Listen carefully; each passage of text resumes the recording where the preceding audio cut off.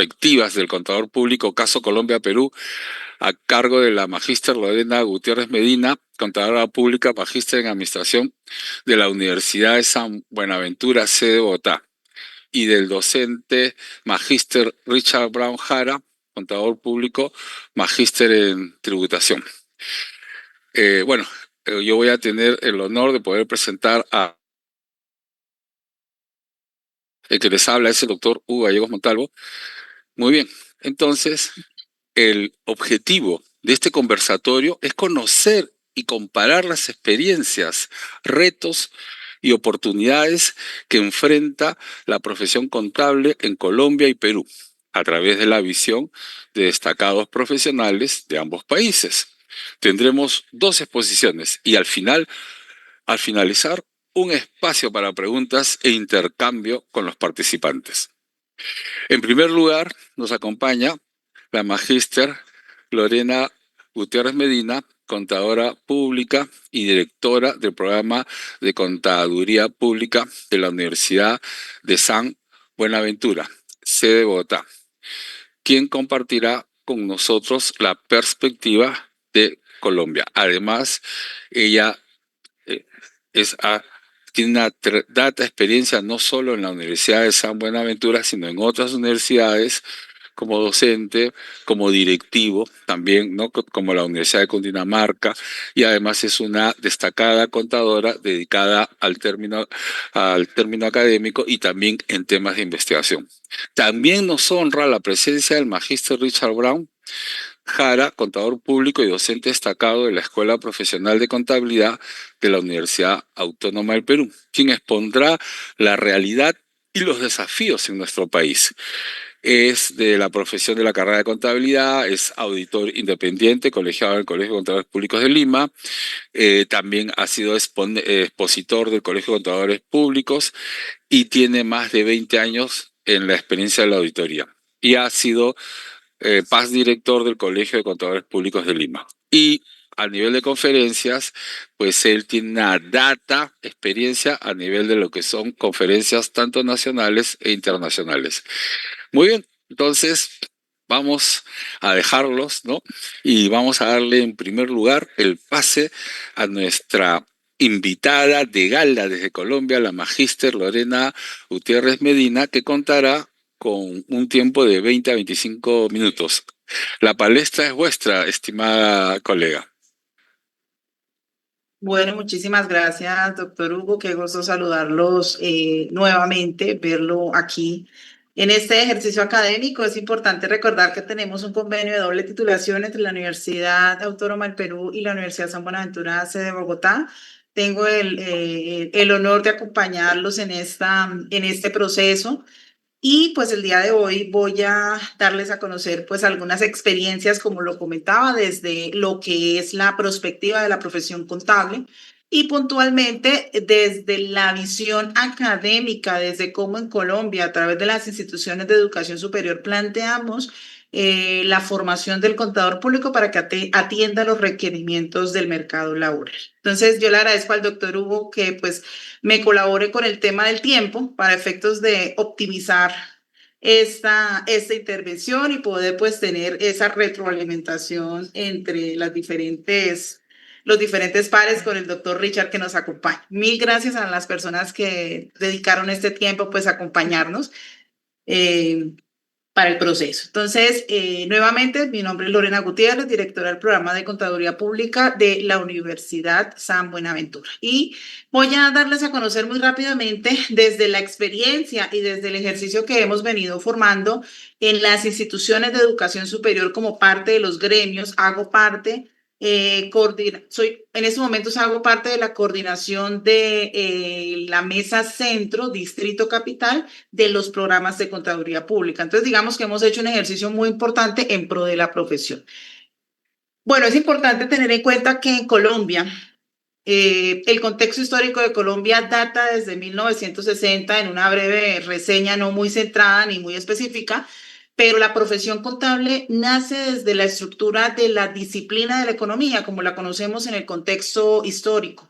En Colombia desde 1960 tenemos la profesión titulada como tal y el ejercicio del contador público como aquel profesional que da fe pública y que es el único encargado de, con la firma, poder garantizar la viabilidad y la claridad de la información financiera. En esa línea de tiempo vemos que aparecen una serie de instituciones en toda la ruta de la contabilidad que poco a poco se va mejorando y se va estructurando, pero sin dejar de línea ese compromiso y esa responsabilidad en cuanto a la información contable. Así bien, si desde 1960 aparece la formación o el rol del contador público, porque en la historia siempre sabemos los que enseñamos contabilidad que otras profesiones llevaban contabilidad. En Colombia desde 1960 se empieza a estructurar, se empieza a institucionalizar como universidades y empiezan a aparecer instituciones como la Junta Central de Contadores para nosotros, que es quien se encarga de velar por ese comportamiento ético, expedición de la tarjeta profesional. Aquí es importante para esos chicos que están por allá interesados en hacer nuestro doble titulación, el ejercicio aquí en Colombia, pues se permite con la tarjeta profesional, se crea una serie de normas éticas que con el tiempo se empiezan a mejorar con todo el marco de las normas internacionales y el código de ética del IFAC, pero sin dejar de lado que el contexto del contador público empieza a surgir por esa necesidad de dar fe pública y por esa necesidad desde la ley 43 del 90 en Colombia, puntualmente, de instaurar esa necesidad de generar una seriedad y una responsabilidad pública de interés en la información que se genera. Pero pasa algo y es un contexto global que entonces nos afecta a Colombia, a Perú, a México, a todos los estados, a todos los países y es la estandarización y globalización. Entonces ya dejamos de vernos como la contabilidad de Colombia, la contabilidad de Perú, la contabilidad de México y nos vemos con un lenguaje contable armonioso, un lenguaje contable internacional que nos permite a nosotros ya generar una cultura de organización de tal manera de que mi contabilidad y mi información contable sea manejable en cualquier contexto. Aparecen las normas internacionales, las normas de auditoría, aparece el código de ética del IFAC y ya ese perfil histórico de que la ley 43 en Colombia era solamente la función pública de solamente atestiguar la información y dar fe pública, se convierte en un concepto generalizado y es que ya para el contador público con esas nuevas reformas, con esta nueva tendencia de globalización, ya el código de ética y la estructura de funcionar como contadores se vuelve una marca distintiva de la profesión que acepta responsabilidades. Entonces ya pasamos de dar solo fe pública a asumir responsabilidades con una serie de criterios, con unas salvaguardas, con una serie de principios, de valores y de unas instancias que permiten que nosotros generemos una estructura de ejecución mucho más organizada. En este sentido, para Colombia y en esta ruta aparece la ley 1314 en el 2009. Para Colombia, a partir del 2009, se empieza a exigir la aplicación de las normas internacionales, se empieza a exigir el marco normativo de auditorías, se empieza a analizar y a comparar el código de ética del IFAC sin dejar de lado que la contabilidad nace como una ley antigua, la ley 43, el IFAC entra a fortalecer esta ruta y empieza a estandarizar y a hacer obligatoria en las empresas hablar de un lenguaje unificado que en Perú lo manejan con las normas internacionales. Para Colombia a partir del 2009 se vuelve exigible y obligatorio para todas las empresas. Entonces ya no es un tema de que se quiera, sí empieza un proceso de transición y pues en la actualidad las empresas ya tienen su conversión y están trabajando bajo norma internacional. En ese mercado laboral y de formación como tendencia empiezan a analizarse muchos retos y es que las instituciones de educación superior empezamos a analizar hacia dónde vamos y qué es lo que nosotros queremos o tenemos en la expectativa de formar. Hablamos que después de 64 años de reconocimiento de profesión es un logro para Colombia. Decir que la contabilidad no la lleva un administrador con todo el respeto, no la lleva un economista, la lleva un contador público. Es lo que nos permite a nosotros posicionar que nuestra profesión es vigilada y es regulada por la Junta Central de Contadores. Nosotros damos fe pública, damos responsabilidad y somos una marca. En esa ruta, entra como una transición un tanto interesante con las instituciones y empezamos a analizar que nuestra profesión ya empieza a verse un poco viejita, en el sentido de que de 1960 a esta época empiezan a haber cambios tecnológicos, empieza a existir entonces esa necesidad de generar una nueva interacción, forma de aprendizaje, forma de enseñanza. Sin embargo, el mercado laboral muestra que ese ejercicio profesional hasta el momento en Colombia, como está, con los contadores que tenemos y las contadoras que tenemos a 2024 64% de mujeres, según la Junta Central de Contadores, son mujeres contadoras y un 36% son hombres contadores. Es decir, tenemos un feminismo posicionado en la profesión, eso pues permite pues a criterio de, de la mujer mostrar ese desempeño que ha generado sin desmeritar el trabajo que han hecho los hombres. Y en campo laboral, a partir de la Junta Central, observamos que la carrera tiene un 85% de empleabilidad, es decir, por más antigua que se considere la profesión contable, de que a veces nos consideran que somos los tomadores de libros, que somos las personas que únicamente registramos la información, somos indispensables en las empresas, somos necesarios como profesión y la tecnología y las innovaciones lo que hacen es mejorar nuestro producto final sin desvanecer la profesión. Entonces, es una discusión que hemos venido teniendo a partir de los gremios, a partir de las instituciones de educación superior, porque es un requerimiento. Yo siempre lo he dicho, desde que la ley nos exija, como en el caso de Colombia, la ley exige que la única persona que puede dar fe pública es un contador público que tenga tarjeta profesional expedida por la Junta Central de Contadores. Mientras eso exista, tenemos la existencia, la vida y somos la única profesión que podemos dar esa fiabilidad a las organizaciones. Entonces, en el campo laboral tenemos unos datos muy interesantes en cuanto a expedición y en cuanto a ejercicio de la profesión como tal. Empiezan los retos importantes y es que en la actualidad el contador público los escuchamos como cargos tradicionales. Entonces, yo soy contadora de una empresa o soy revisora fiscal. En Colombia manejamos el perfil de revisor fiscal que posiblemente en Perú o en otras lo llamen como el auditor. Acá tenemos un rol específico de la revisoría fiscal. Acá tenemos al contador general de la nación, que es el máximo cargo, que es la persona que lleva la contabilidad de la presidencia. Tenemos los jefes de contabilidad, los auditores internos y externos como cargos tradicionales antiguos, o sea, los cargos con los que nosotros, posiblemente con los que me formé, con los que los profesores se han formado, pero no los cargos con los que van a entrar a trabajar en un mercado laboral los estudiantes que están en proceso de formación. Entonces aparecen nuevos cargos ya mezclados con la inteligencia artificial y con la tecnología. Analista de datos financieros, especialista en automatización contables, auditor digital, consultor de implementación de un sistema de inteligencia contable.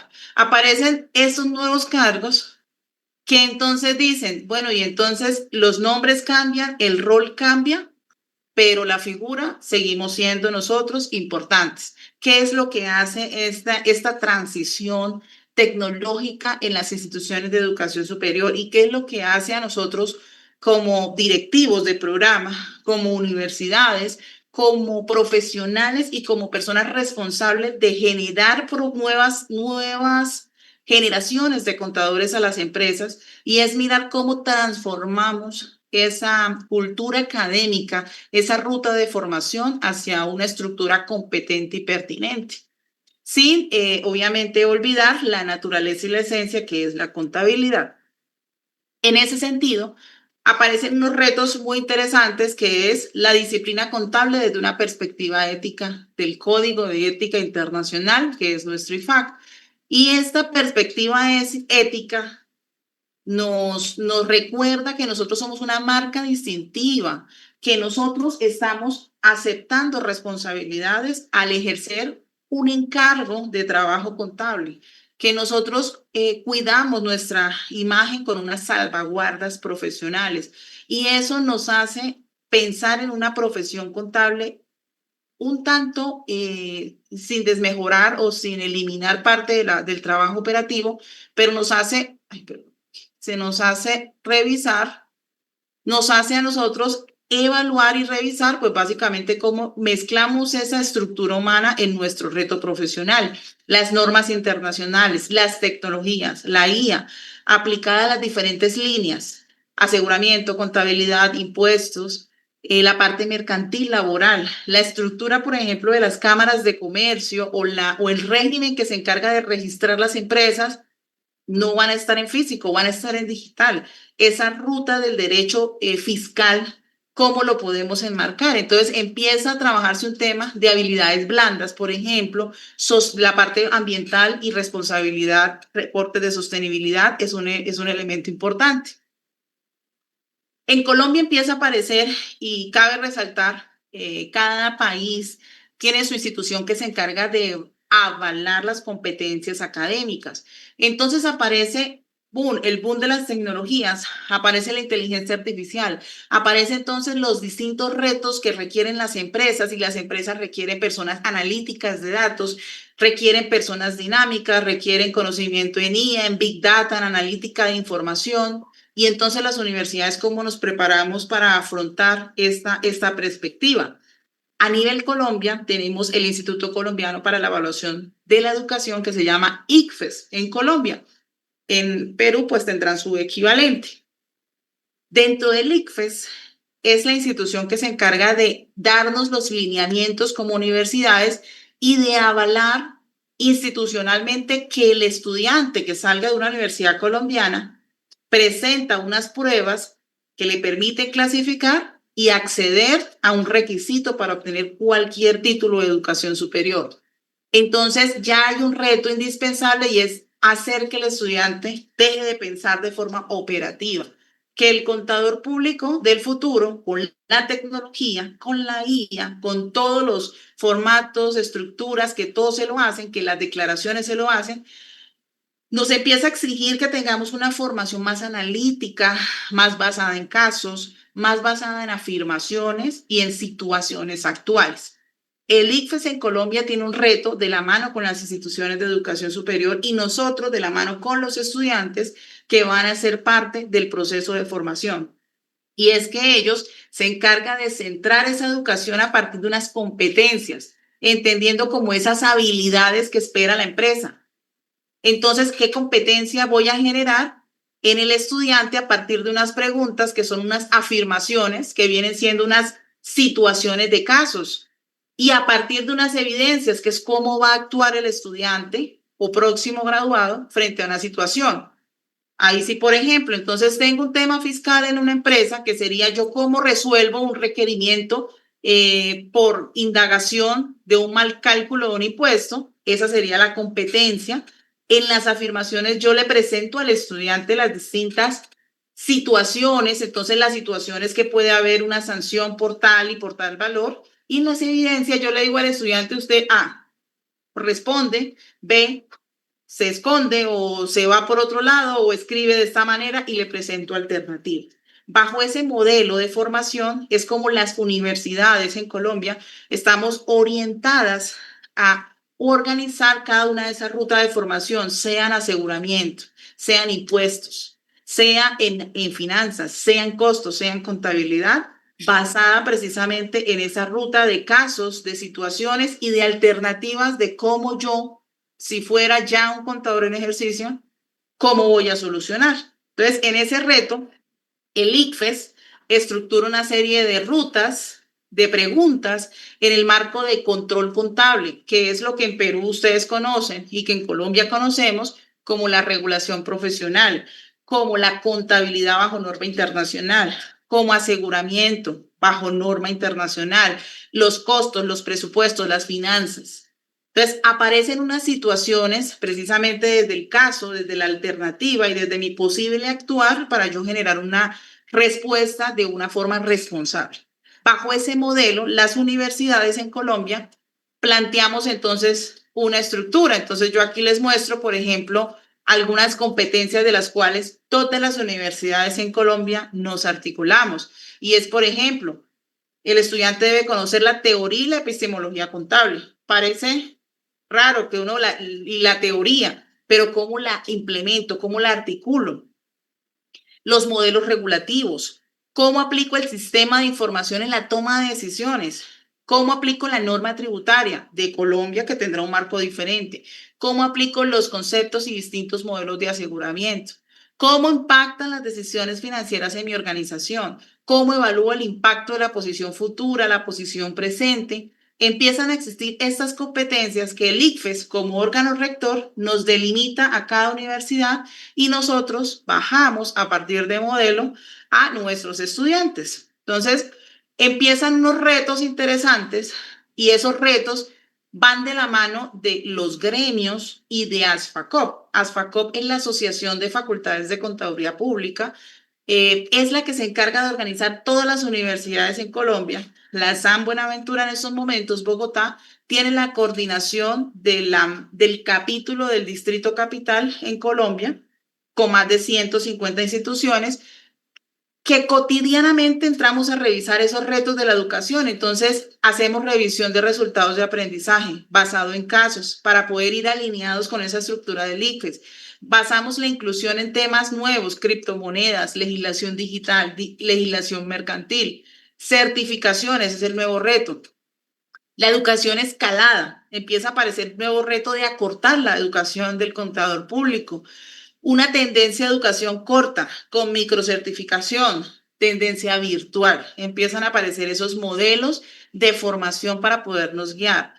Empieza a aparecer esa estructura para vincular la empresa, el Estado y las asociaciones, que sería FACOP, a partir de proyectos, a partir de trabajar de la mano con la Autónoma del Perú, con proyectos de investigación, con rutas de distintas estructuras que podamos trabajar, laboratorios digitales y empieza a aparecer una cortina que uno dice, ya está, pero nos falta, y es habilidades blandas, nos falta el humanismo.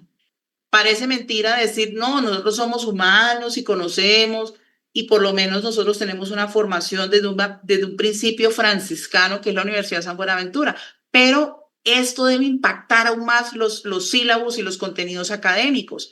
Acá es importante ese análisis predictivo. El contador es bueno en números, pero nos falta generar esas habilidades basadas para la toma de decisiones. En esos números, yo cómo aplico un modelo predictivo, cómo puedo generar una decisión que pueda intervenir en una empresa, el multilingüismo y las diferentes estrategias pedagógicas dirigidas precisamente a intervenir tanto al estudiante como al docente como tal. Ya en la San Buenaventura, nosotros tenemos unos retos importantes y pensando precisamente en estos retos que tenemos una modificación de unos perfiles que estamos ajustando, tenemos una reducción de asignaturas, incluimos todo el tema estratégico relacionado con las competencias que requieren las firmas de auditoría, qué es lo que requieren los profesionales, qué requieren las empresas, qué habilidades requieren y nos damos cuenta de que es todo el tema tecnológico, todo el tema de Big Data, todo el tema de volúmenes grandes de información. Para nosotros, en temas de formación, queremos darle fuerza a esa perspectiva dentro de un eje muy bueno que es el tema del aseguramiento. En los contadores públicos en Colombia, gran parte de la absorción en temas laborales tiene que ver con el desarrollo en firmas de auditoría, el tema del auditing, de la consultoría, todo el tema de esos procesos de gestión, de revisoría basado en inteligencia artificial es nuestro diferencial para el programa. Buscar esos roles de esos auditores éticos, de esos auditores permanentes, pero obviamente con un perfil de persona que tenga destrezas matemáticas. Eso sí va a ser eterno en nuestra profesión contable. Tener la herramienta, un pensamiento crítico de responsabilidad social. Este tema Años atrás podría ser un poco de relleno. El pensar de manera crítica, la responsabilidad social ahora es determinante. Puede hacer la diferencia que un contador público en la actualidad, su valor agregado sea precisamente ese pensamiento crítico, esa estructura humana que le permita ser predictivo en la organización, porque es que ya ahora el contador, la inteligencia le va a hacer todo. Querrá decir que tendrá que esforzarse en la capacidad de predecir los hechos futuros. Va a tener un reto muy interesante.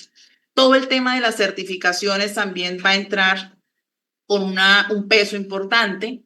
Para efecto de la doble titulación tenemos un ejercicio importante y es que el programa va a entrar en modalidad completamente virtual para el tema de los cursos que tenemos o que la universidad toma como pendientes para el proceso de doble titulación. Tenemos la exigencia del ministerio en Colombia y del mercado laboral de generar contadores públicos éticos con todas las competencias en menores tiempos.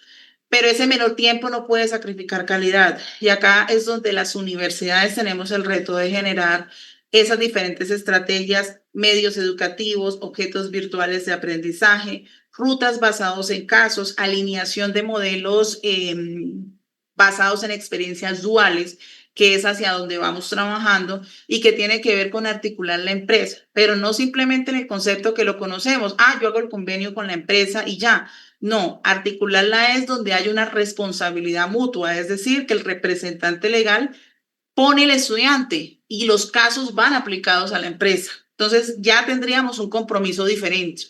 Ese es un reto en el que está trabajando la Universidad de San Buenaventura como institución acreditada de alta calidad y en la cual queremos pues articular y generar esas herramientas diferenciales que busquen que los programas sigan manteniéndose y que vayan rotado a una vanguardia y a una tendencia con lo que requiere el mercado actual.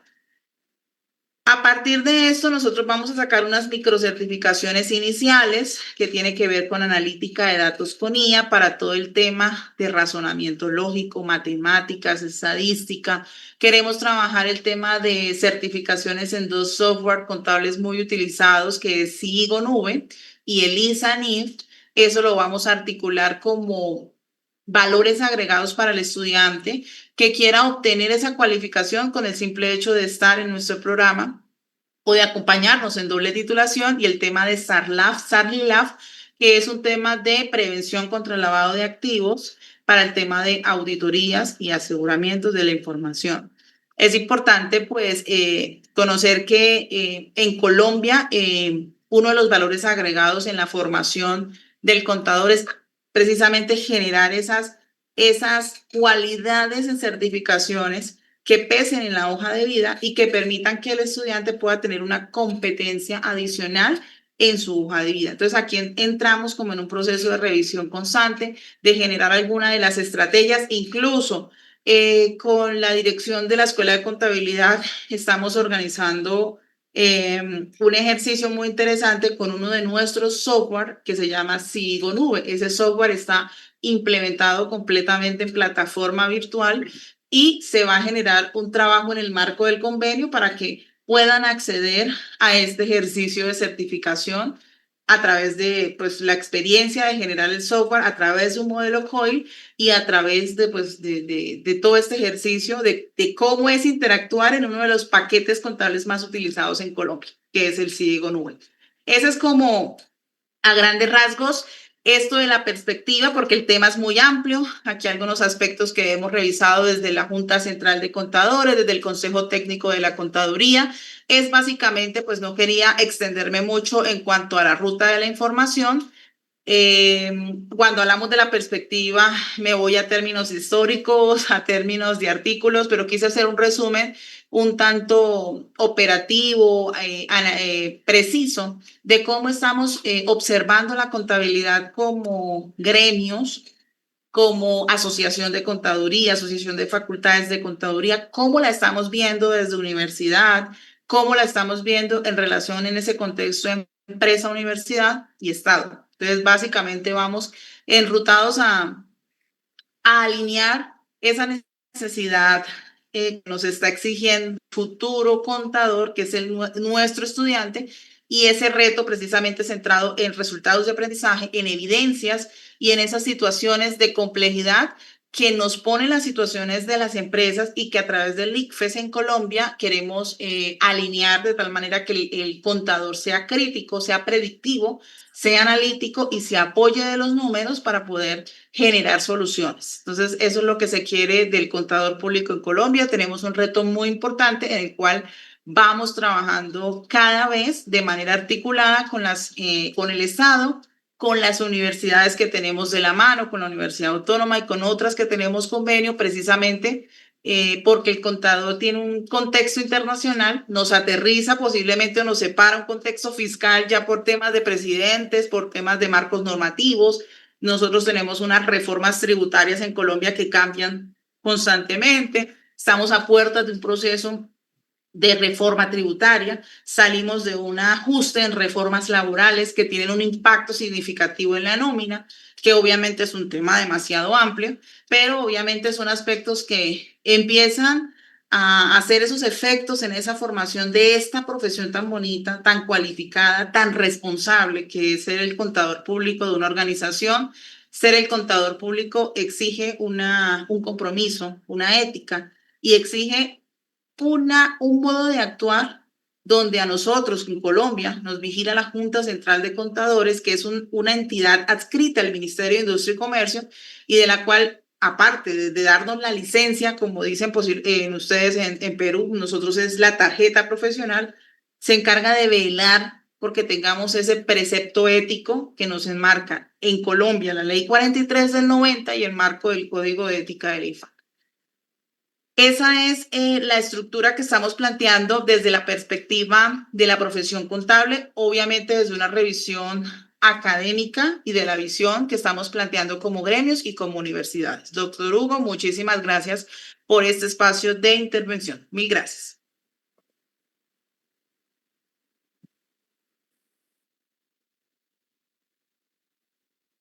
Muy bien, doctora. Felicitaciones. Excelente ponencia, ¿no? Vamos a ver ahora. Le agradezco por compartir los conocimientos del punto de vista de Colombia. Vamos a ver ahora cómo es la perspectiva desde el punto de vista de Perú.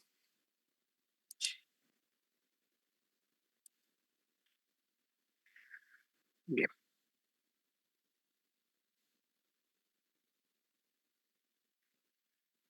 Bien, muy buenas noches con todos aquí presentes, buenas noches con la doctora que nos engalana el día de hoy con su presencia, donde nos ha dado aportes interesantes sobre cómo se maneja, ¿no?, la contabilidad allá en Colombia y sobre todo cuáles son las perspectivas de cambio que se van a dar para nosotros que quisiéramos estar interesados también, ¿no?, en una titulación, es decir, cómo se maneja el campo operativo de la contabilidad en nuestro hermano país de Colombia. Muy bien, me da un gusto entonces compartir y engalanar la ponencia el día de hoy. Pues vamos a ver ahora, en este conversatorio internacional que tenemos, las perspectivas del control público, caso Colombia-Perú, cómo es la contabilidad en el Perú, cómo se rige y sobre todo, cuáles son los cambios que se vienen, ¿no? Y a qué se deben esos cambios, ¿no?, que van a acaecer en nuestro país. El que les habla, ¿no? Vamos a ver acá, un momentito.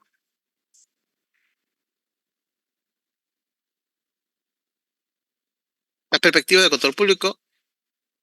Bueno, el que les habla ya hizo la presentación, es un profesional de contabilidad y el día de hoy es su conductor en este viaje de conocimiento, en este conversatorio que tendremos sobre las perspectivas, ¿ok?, contables para Perú y para Colombia.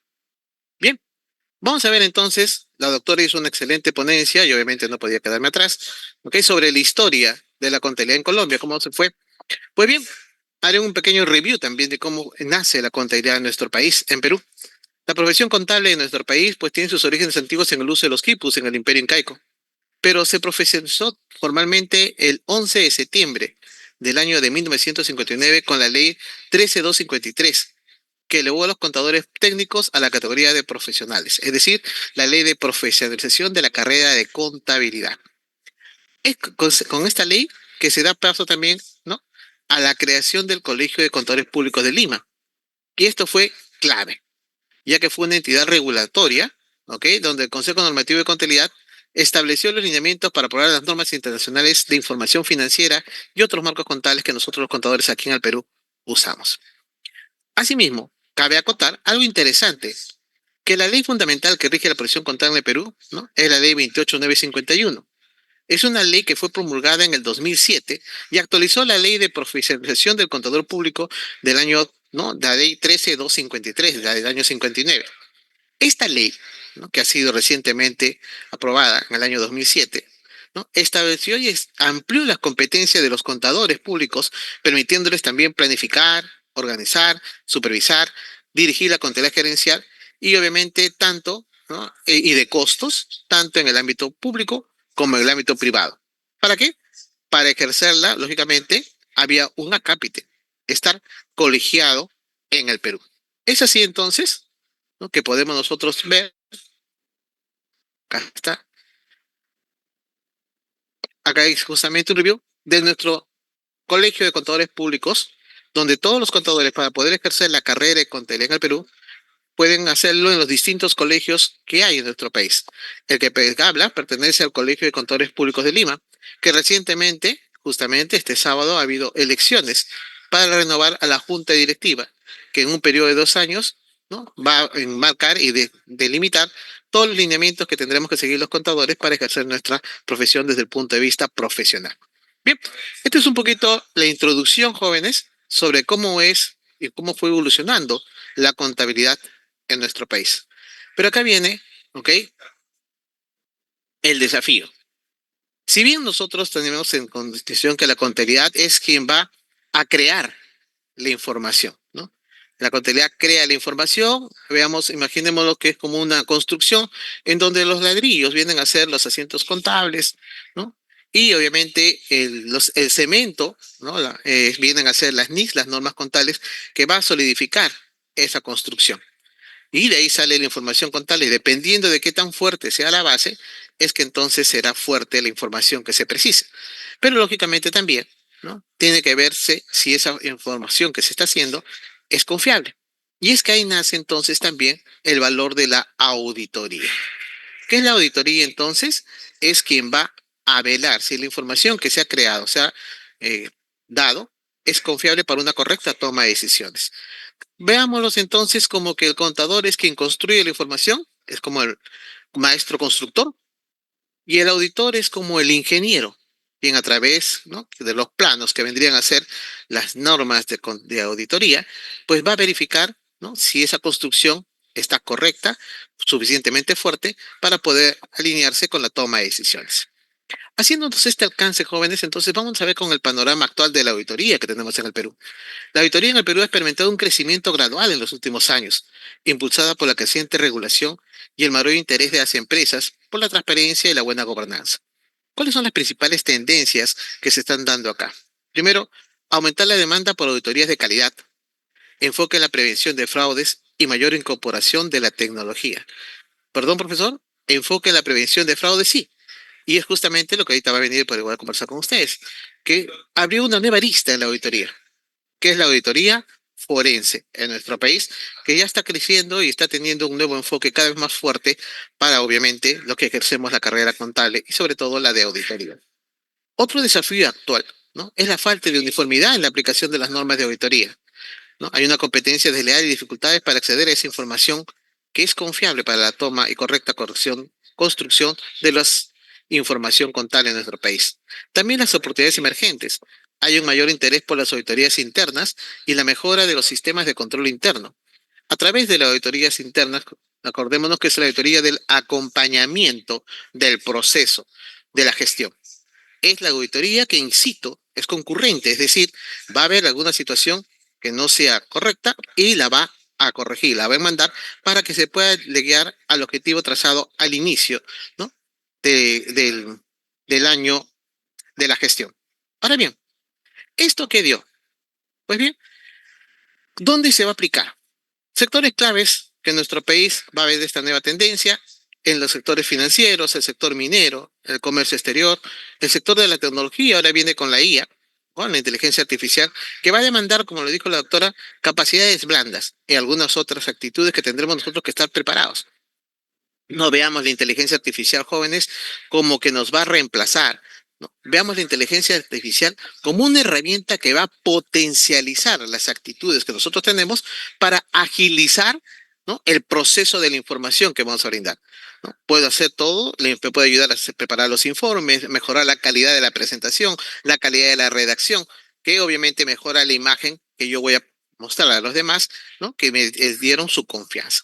Entonces, veámoslo por ese lado. Pero como lo dijo la doctora, demanda que tengamos también un conocimiento de algunas cositas interesantes que ahorita les voy a compartir. ¿Cuál es el beneficio para las empresas? Obviamente, ello va a mejorar la transparencia, la eficiencia y la gestión de riesgos, ¿no? Contribuye a un mejor gobierno corporativo y facilita la atracción de inversiones. Un ejemplo práctico, por ejemplo, implementamos un sistema de control interno para analizar los riesgos financieros con una auditoría de cumplimiento legal regulatorio, para que obviamente no haya ninguna contingencia con las entidades que tengan a revisarlo. Hay cuatro grandes ejes de cambio, ¿no? Desde la perspectiva del campo contable. Si bien la doctora nos ilustró, ¿no?, desde el punto de vista académico, ¿no?, cuáles son, y obviamente todo lo que nos proyecta, ¿no?, y nos ofrece la universidad en cuanto a ese crecimiento que tenemos que tener en nuestra formación contable, en el campo, para los contadores que ya vienen, han habido cuatro grandes ejes de cambio que voy a pasar a explicar. La auditoría forense, la auditoría de negocios electrónicos, la auditoría asertiva y la inteligencia artificial en la auditoría de contabilidad. Y también otro punto importante que impacta en el futuro del profesional contable, ¿ok?, desde el punto de vista de tributación, que cambia el enfoque de la auditoría tributaria, otro eje principal, ¿no?, que lo vamos a ver también. Veamos el primer punto, la auditoría forense, el contador como un detective financiero. Vamos a ver entonces, una primera instancia, vamos a ver acá, ¿cierto?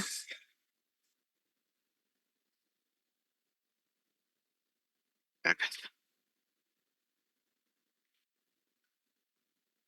ya está. El costo de la corrupción en nuestro país. Según obviamente la Contraloría, que es el ente del rector, el ente rector que va a fiscalizar el sector público, ¿ok? La corrupción en nuestro gobierno general nacional y regional y local ha causado un perjuicio económico por más de 22.000 millones en el año 2020, lo cual equivale a un 12.6% del monto ejecutado del presupuesto. ¿Y esto qué origina, profesor? Que había una corrupción. El fiscal, y van a ustedes la importancia, esto ha ido creciendo cada vez más, cada vez más, cada vez más, e inclusive, ¿no?, en los últimos gobiernos se detectaron, es un caso sui generis, que no escapa a la realidad, ¿no? Muchos de nuestros expresidentes están justamente por esos casos, siendo actualmente, ¿no?, en un proceso, ¿no?, de validación, si tienen culpa o no, porque están en un proceso de juzgamiento, ¿no?, sobre justamente el caso de la corrupción. Y entonces, ¿eso qué originó? El fiscal se pone a investigar, pero no tiene el conocimiento o las herramientas para delimitar, ¿no?, los delitos, hacer el camino del delito. Cómo se hizo el lavado de activos, cómo se hizo el manejo de la información, cómo se hizo el maquillaje de la información, cómo se preparó y se distorsionó esa información, si esos documentos que están sustentando la información son válidos o fueron fabricados. No tiene esa preparación. Su preparación es el derecho tributario, el derecho procesal, el derecho penal, ¿ok? Para eso están los contadores, que tenemos una formación de base para poder delimitar si siguen los lineamientos, si está la estructura válida y obviamente desde el punto de vista de la auditoría podamos detectar justamente cuál fue el camino del delito o ese camino. Eso dio nacimiento, jóvenes, a la auditoría forense. Y como dice en casa de herrero, cuchillo de palo, preparé justamente para el profesor Brown, no, siempre, ¿no?, evidencia, como digo a mis alumnos en auditoría, todo es evidencia. Veamos brevemente, ¿no?, qué pasó este bonito, interesante, que ahorita se los voy a compartir.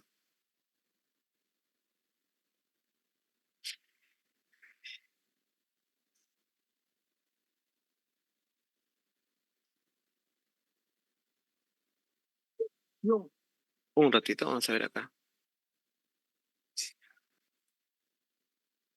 Va a poner el sonido.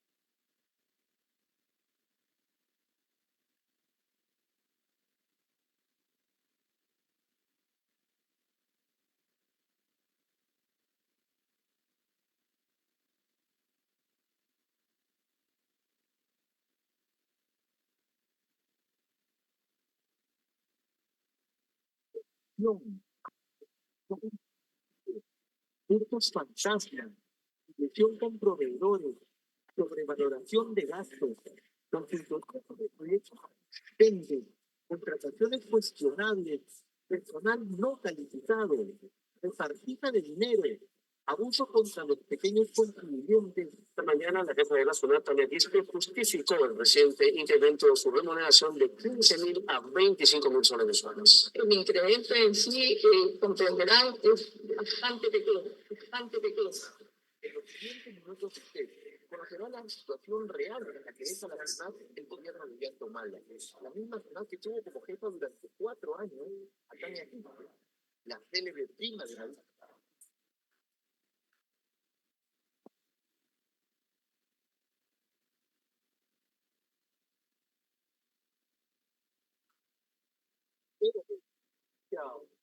Haga su trabajo. Uno de los desfalcos más escandalosos que se hicieron desde la ciudad de Tania Quispe fue a través del INDEP, el Centro de Capacitación de la ciudad.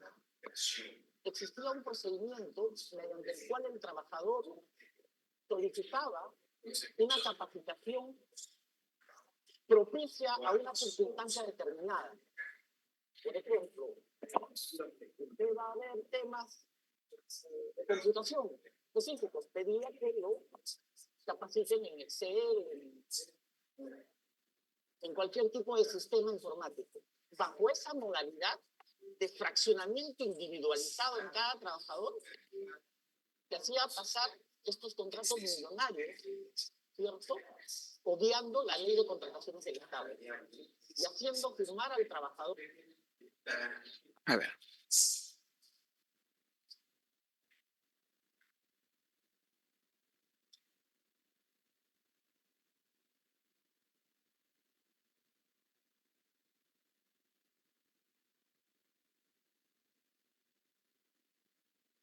Bajo esa modalidad de fraccionamiento individualizado en cada trabajador, que hacía pasar estos contratos millonarios, ¿cierto? Obviando la ley de contrataciones del Estado y haciendo firmar al trabajador como si él estuviese pidiendo el curso en específico, le hacían llenar un formulario. Incluso era tan patético el asunto que uno llegaba a su carpeta y tenía el formulario ya lleno solamente para que lo firmen. Creo que lo más triste es lo de hacían estas capacitaciones fantasma, firmar capacitación hojas en blanco. Los precios no correspondían a los precios de mercado. Bien, vamos a ver, ¿no? Voy a explicarles brevemente, ¿no? Acá, por ejemplo, se hicieron cursos fantasmas, es decir, se planificaron capacitaciones en Excel, ¿no? Para a los funcionarios de la SUNAT, ¿no? Pero, lógicamente, no se daban, fueron cursos fantasmas, se dieron falsas planillas, falsos profesores, falsos emolumentos de pago, ¿no? Y así como por ejemplo, largo solamente lo pongo como una presentación, como una muestra, ¿no? Ya obviamente en el curso de teoría fin de forense se verá con una mayor precisión, ¿no? Y obviamente también, pues lógicamente, ¿qué vemos? ¿Cómo tú podrías detectarlo? ¿Cómo tú podrías encontrar, ¿no? ¿Cuál fue el camino? ¿Cómo tú descubres, ¿no? Esa situación, ¿no? Después, inclusive, ¿no? Obviamente por problemas de sonido, que es lo que estoy viendo ahorita acá, ¿no? Hay otra situación.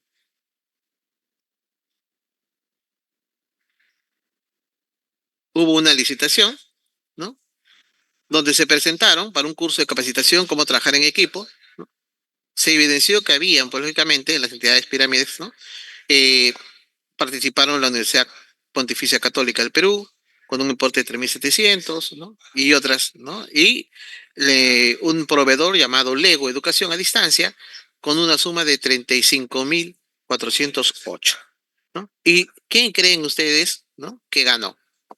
Sorprendentemente, pues, ¿no? El proveedor Lego, con 35.408, siendo más caro y obviamente desconocido frente a la Universidad Pontificia Católica del Perú, ¿no? Y así, obviamente, pues uno tendría a través de, el fiscal tiene los documentos, pero ¿cómo demuestra que está el delito?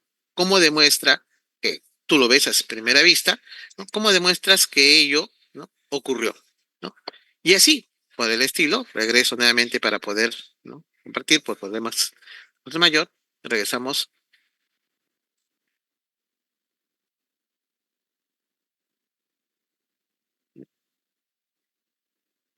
Y entonces, por ejemplo, la auditoría forense repotencia eso. Y entonces, ya podíamos ir viendo qué es en sí la auditoría forense. Es una especialidad de la auditoría que se va a enfocar en qué: en detectar, investigar y prevenir los fraudes. ¿Para qué? Porque una vez que ya lo detectaste y limitaste cuál fue el camino, la modalidad, pues lógicamente vas a tratar las recomendaciones o los lineamientos que prevengan eso, ¿no? De tal forma que no puedan ocurrir. También va a detectar actos ilícitos, la corrupción y otros delitos financieros, ¿no?, que tienden a menoscabar, ¿no?, la imagen, el prestigio y la solidez de una empresa. En el Perú, por ejemplo, tuvimos casos interesantes, como el caso Odebrecht, el caso de Cuellos Blancos del Puerto, o incluso fraudes tributarios en pequeñas empresas que han demostrado la necesidad de contadores con una formación forense. Profesor Brown, me podrán decir, profesor Brown, pero yo sé auditoría financiera y eso no ayuda. No, ¿no? La principal diferencia entre la auditoría tradicional, ¿no?, la auditoría financiera, que obviamente está basada en las normas como las NIAS, normas internacionales de auditoría, y las NAGAS, normas de auditoría generalmente aceptadas. Las NIAS enfocadas más al proceso de la auditoría, las NAGAS enfocadas más al comportamiento del auditor durante el proceso de la auditoría, y ambas se complementan, ¿ok? Tiene obviamente un lineamiento distinto, ¿no? En la primera, ¿no?, en la auditoría financiera, ¿qué busca? Validar la información, validar si la construcción está cimentada, ¿no?, en documentos, es una información confiable, está siguiendo los lineamientos de las normas internacionales de contabilidad, ¿ok? Y que lógicamente se está aplicando correctamente eso, y entonces ejerce una confiabilidad. Hay también una uniformidad en el tratamiento. La auditoría financiera busca eso, ¿no? La auditoría forense, no. La auditoría financiera no solo revisa si los estados financieros son correctos, sí lo va a hacer. La auditoría forense también investiga los delitos económicos. La auditoría forense recolecta pruebas para un proceso judicial o un proceso administrativo. Es como ser, pues, un detective financiero. Como es un campus abierto para todos, de repente están los cachorros de los primeros instantes, de primeros ciclos, que me digan, profesor, ¿pero qué es la auditoría? Ah, bueno, te lo explico brevemente para que puedas entender los campos que vienen de nuestra profesión. La auditoría es la revisión aleatoria, selectiva y muestral de una información que permite justamente validar si esa información es contable por una correcta toma de decisiones. Es, como dice, la revisión, porque vas a revisar la construcción de esa información. Aleatoria, porque no es al 100%. Es en base a una muestra, en base a un intervalo, que aplicando las técnicas y procedimientos que sí las vas a aprender en la auditoría financiera, ¿no?, a través de una muestra, pues vas a delimitar si es confiable o no esa construcción de esa información, ¿no? Pero la auditoría forense es al 100%. No solamente va a validar si la construcción de la información, ¿ok?, que emana la información financiera es correcta, sino también va a ver si hay eh, validez, hay integridad, y si esos delitos económicos, que son los que hemos visto, por ejemplo, en el video que estaba presentando al inicio, ¿ok? ¿Cuál fue su proceso? ¿Cómo se maquilló? ¿No? ¿Cómo se delimitó? Y asimismo va a recolectar pruebas para un proceso judicial o un proceso administrativo, que obviamente es lo que acompaña, ¿no?, al fiscal en la investigación, ¿no?, a la fiscalía o al Ministerio Público en la investigación de esos delitos que están yendo, ¿no? Entonces, es decir, como un detective financiero, ¿no? Acá unos ejemplos para poderlo graficar mejor. Una empresa constructora declara gastos ficticios por 200.000 soles para pagar menos impuestos, ¿no? Entonces, el auditor forense, ¿no?, va a revisar los comprobantes, cruzará la información con la SUNAT y descubre que los proveedores no existen. El auditor financiero lo que haría es que agarra una muestra, ¿no?, y de repente puede darse el caso que de repente en la muestra que agarró no están esas facturas, ¿ok?, que han sido compradas, que han sido falsas, ¿no? Y que lógicamente no lo va a poder detectar. En su muestra, él va a decir, bueno, de la muestra que hemos seleccionado podemos concluir que los estados financieros son razonablemente, ¿no?, confiables, ¿no?, razonablemente emitidos, razonablemente elaborados, ¿no?, porque no están agarrando el 100%. El auditor forense no. El auditor forense agarra el 100% y no solamente va a verificar que estén los comprobantes, ¿no?, sino también va a validar si esos comprobantes son emitidos por entidades o unidades comerciales reconocidas, existentes, ¿no? Que obviamente eso conlleva a una nueva eh, modificación en el enfoque que se va a dar a la auditoría tributaria a partir de este año en el Perú. Pero eso viene más adelante, ¿no? Entonces, un segundo ejemplo, ¿no? Es, por ejemplo, en un gobierno local. Se detecta que el tesorero hacía transferencias a sus cuentas personales, ¿no? Entonces, con unas técnicas de auditoría forense, pues vamos a rastrear esos movimientos bancarios y vamos a preparar la evidencia para el Ministerio Público. Profesor Brown, ¿y cuál sería el impacto en la profesión contable? Bueno, que el contador ya no solamente, ¿no? Ya no solo hace los balances, también va a auditar los balances, va a auditar los resultados, sino que también se va a convertir como en un perito especializado, que va a apoyar en los juicios, en las investigaciones fiscales, en los procesos anticorrupción, aplicando las nuevas, ¿no? Técnicas y procedimientos que va a ir empleando y aplicando para poder descubrir esos lineamientos. Antes de seguir avanzando, permítame hacer un aviso de servicio público a la comunidad que está participando. No se olviden, chicos, de marcar y participar el link de asistencia y satisfacción para justamente darle un mayor realce a este conversatorio internacional Perú-Colombia que estoy teniendo aquí con la doctora. Regresamos otra vez, ¿no? El link de asistencia y satisfacción los está esperando. Vamos, chicos.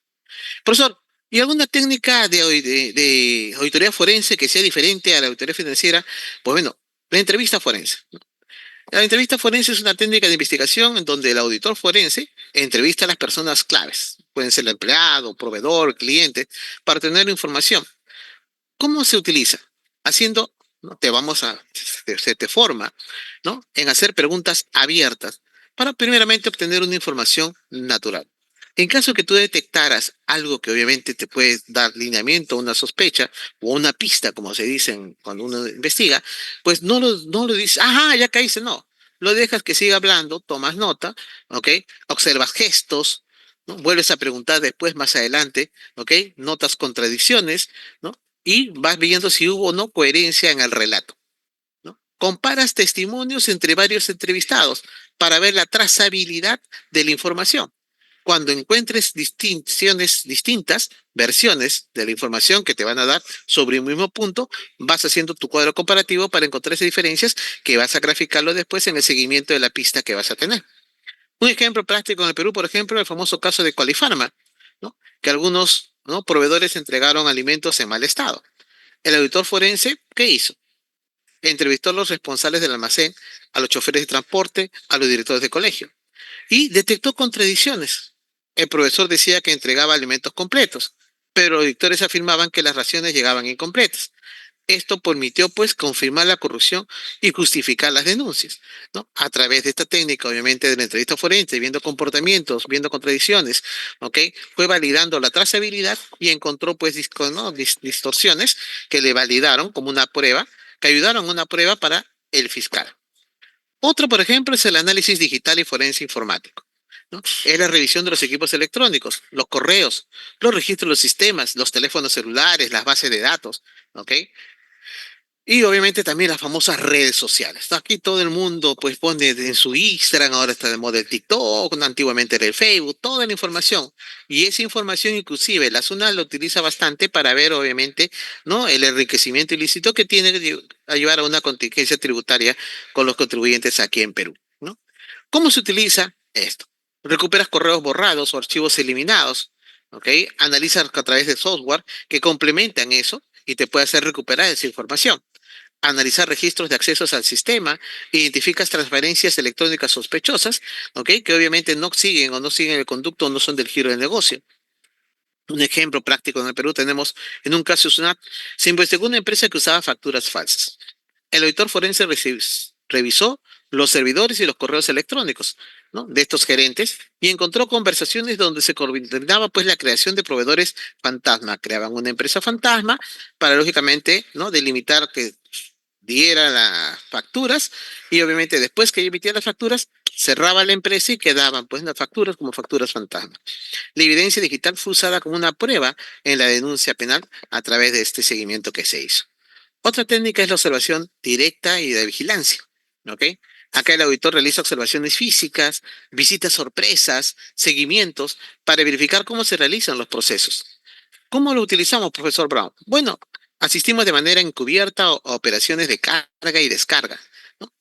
Encubierto, como le decía, somos el detective financiero, los auditores forenses. Verificamos en campo si los bienes o servicios realmente existen o están solamente en el papel o en el documento, pero no están físicamente.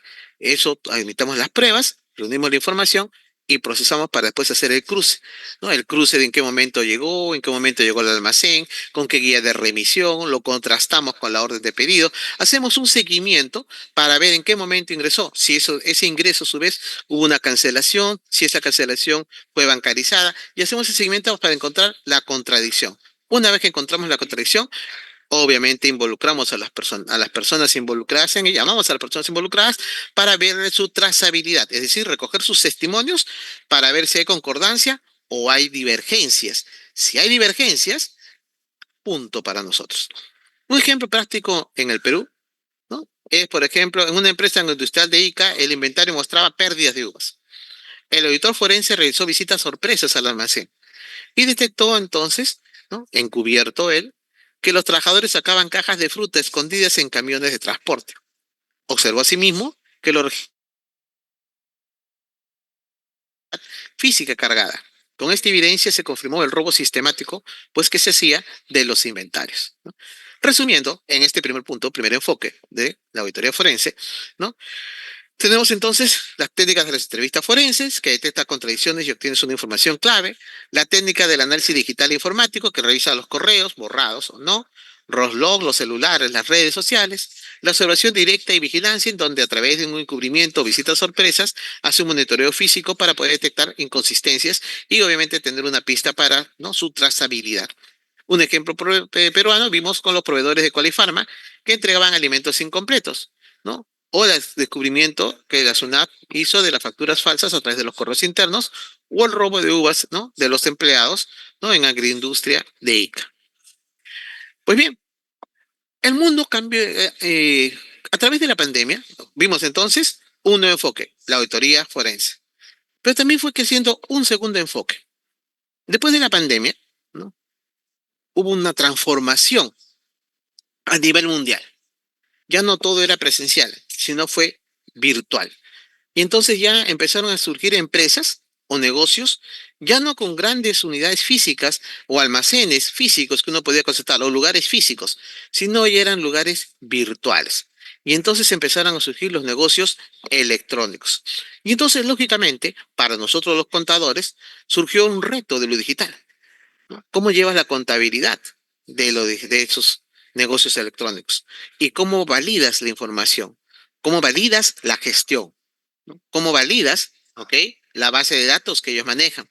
La seguridad de esa información. Y entonces nació la auditoría de negocios electrónicicos. Ojo, no solamente en la auditoría de negocios electrónicos ves la seguridad de la información, ves el proceso de la información, ¿ok? Profesor, ¿eso no es auditoría informática? No, eso si fuera eso. También vemos la gestión. Vamos a ver el resultado. Sí, lo que se ha gestionado para planificado como objetivo a través, ¿no?, de los negocios electrónicos se están dando, se cumplen, de hay distorsión y qué podríamos recomendar para que eso no ocurra. Y entonces, con el crecimiento de los e-commerce, fintech, pagos digitales, las criptomonedas, los negocios electrónicos cambiaron el rol del auditor. Hoy el contador debe entenderse cómo funcionan los PayPal, los Yape, los Plin, las billeteras electrónicas, los marketplaces como Mercado Libre, Amazon, ¿no?, Sofipsi, etcétera. Entonces, nos va dando otros lineamientos, otra visión, otro campo que nosotros tenemos que explorar para poder adentrarnos en la profesión y otro campo para crecer. Un ejemplo, una tienda online vende por Instagram y recibe pagos de Yape. ¿El auditor qué haría? Pues verifica que esa venta realmente se registra en la contabilidad y que no existan omisiones de ingreso frente a SUNAT. Es decir, me pagaron por Yape, ¿no?, y no lo registro en la contabilidad para reducir, ¿no?, los ingresos y obviamente reducir pues el impuesto que tengo que pagar. Otro ejemplo, una fintech, ¿no?, que presta dinero vía app, el auditor deberá revisar los registros electrónicos, los reportes de seguridad para validar la veracidad de las operaciones. ¿Cuál sería el impacto entonces en nuestra profesión de la auditoría de negocios electrónicos? El auditor debe migrar del papel al entorno digital, dominando la auditoría informática, la ciberseguridad, la tributación electrónica. ¿Cómo es eso? Claro, la SUNAT realizó una serie de cambios en los cuales los influencers, por ejemplo, van a tener que tributar. Pero eso lo estamos viendo más adelante. Entonces, una auditoría de negocios electrónicos es un proceso integral, que no solamente va a ver la parte de la informática, sino va a analizar la seguridad, el cumplimiento de las normas, ¿no? Las normas, ok, de atención al consumidor, por ejemplo, la eficiencia de las operaciones online de una empresa. Si lógicamente toda la inversión que se ha hecho para la página web, para el Instagram, para el TikTok, para las redes sociales, ¿no? Para la cadena de pagos, ok, todo lo que se ha invertido está rindiendo los frutos dentro de la empresa, que tiene que cuidarse también de los ataques que a ellos van a dar. ¿Cuáles son las amenazas? Primero, identificamos los riesgos y controles en el entorno digital. ¿Cuáles son las? Identificando, pues, las amenazas cibernéticas. Evaluar los riesgos como ataque de malware, phishing, la denegación de servicios, ¿ok? El phishing, obviamente, que simulan correos para que, obviamente, tú ingresas, como que la empresa te está invitando a una promoción, tú ingresas y te roban tus datos. ¿Qué perjuicio trae? Ah, por eso trae un perjuicio en la imagen de la empresa, porque ya no va a generar desconfianza. Ya no van a querer hacerlo, claro. Y entonces, ¿por qué no lo previniste? Porque hoy se aplicaremos los lineamientos que impidan que justamente eso. El malware, que te roban la información de tu base de datos y que después te piden un rescate para podértela dar, si es que te la dan. Vimos obviamente hace poco, ¿no? Dos casos interesantes, ¿ok? En el Perú, que pasó justamente hace unos meses, de una entidad bancaria muy conocida que le robaron, pues, ¿no? Su base de datos, ¿no? Los hackearon, como se dice en el argot criollo acá en el Perú. Y obviamente, pues, rompieron su lineamiento de seguridad y obviamente, pues, causó un pánico. En buena hora que no fue el 100% de toda la información de la base de datos que los clientes de esa entidad bancaria dan, pero hay una amenaza cibernética, ¿no? O el defacement. ¿Eso qué es el defacement? Bueno, pues que encubren tu página. Encubren tu página, simulan tu página y obviamente pues no le generan los servicios que entre comillas ofrecen y las personas que entran a tu página entran pues a la empresa, vamos a ver, Maderera Cero, ¿ok? Y entran a Maderera Cero que les va a ofrecer promociones y supuestamente no es Maderera Cero, sino es un defaming, es una carilla falsa de tu empresa. ¿Qué busca? Desprestigiarte, que la gente pierda confianza, que ya no entre a tu empresa y que lógicamente te va a generar, ¿ok? Pérdidas y obviamente posicionamiento en el mercado, ¿no? También obviamente verifica los controles de seguridad. Implementas medidas preventivas como el firewall, sistema de detección de intrusiones y política de seguridad que te ayuden justamente a manejar eso, ¿no? No se olviden, vuelvo a repetir, chicos, ¿ok? Participen con el link de satisfacción. A ver, a ver, a ver, a ver.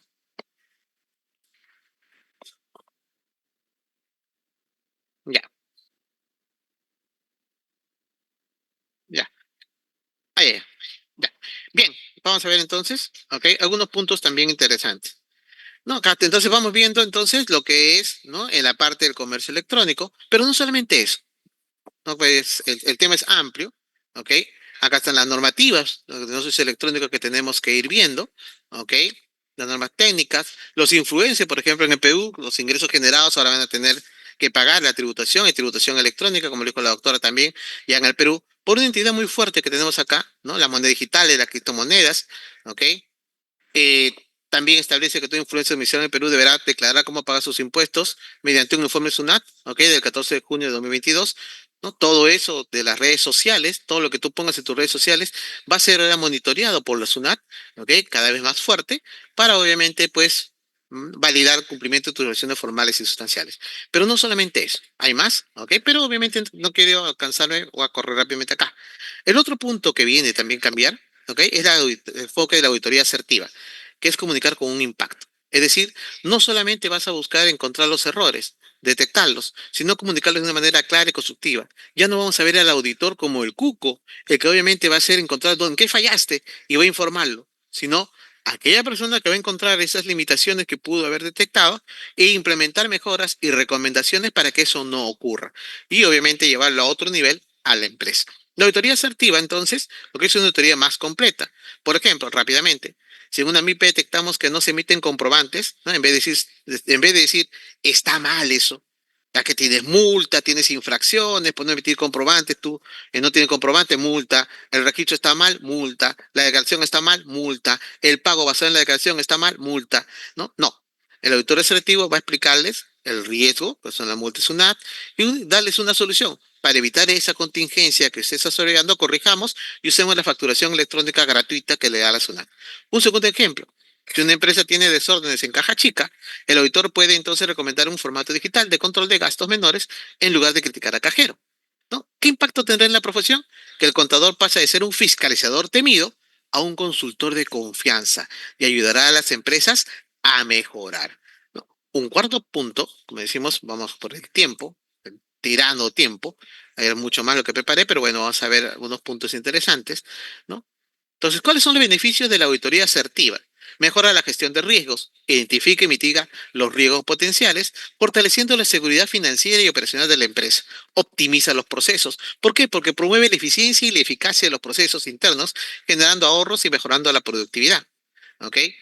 Acá ven los distintos pasos y posibles etapas de una auditoría asertiva. Tercer enfoque de la auditoría, que es, ¿no?, la perspectiva y los cambios, ¿no? El panorama, las principales tendencias, que ya lo dije, ¿no? Y acá viene. Otro punto importante es la inteligencia artificial en la auditoría y la contabilidad, ¿no?